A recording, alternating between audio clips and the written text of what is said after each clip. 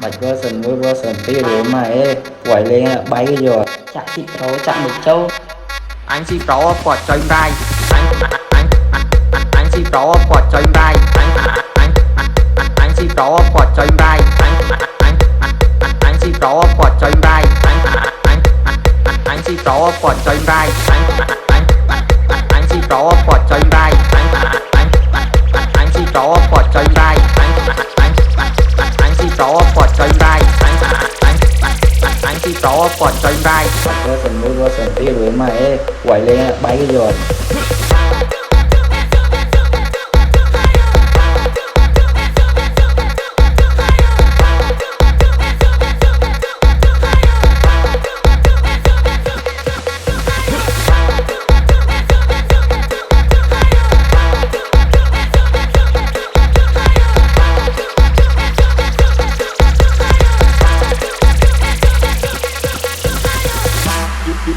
You are listening to Reek Key Remix. bạch version với version tí rồi mà quẩy lên bay rồi chạm xịt pro chạm được châu anh si pro quạt cho anh rai anh si pro quạt cho anh rai anh si pro quạt cho anh rai anh si pro quạt cho anh rai anh si pro quạt cho anh rai anh si pro quạt cho anh rai anh si pro quạt cho anh rai anh si pro quạt cho anh rai anh si pro quạt cho anh rai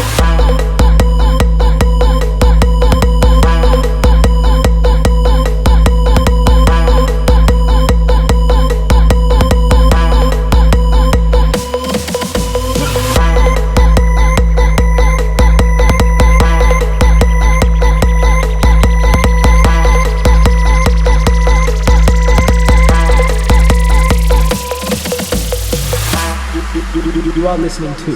Reek Key Remix.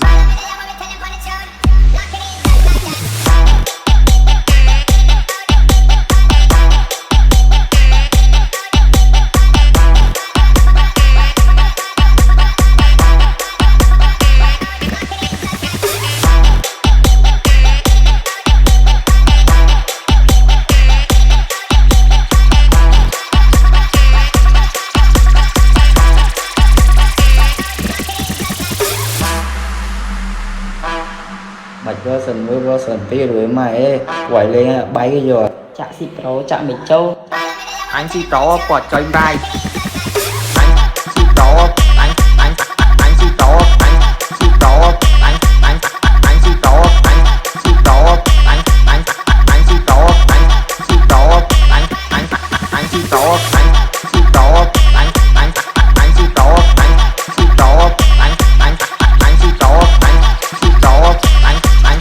si pro anh si pro anh si pro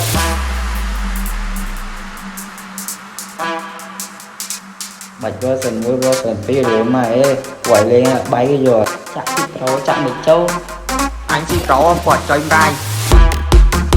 si pro anh si pro anh si pro anh si pro si pro anh si pro anh si pro anh si pro quạt cho anh rai si pro anh si pro anh si pro anh si pro si pro anh si pro anh si pro anh si pro quạt cho anh rai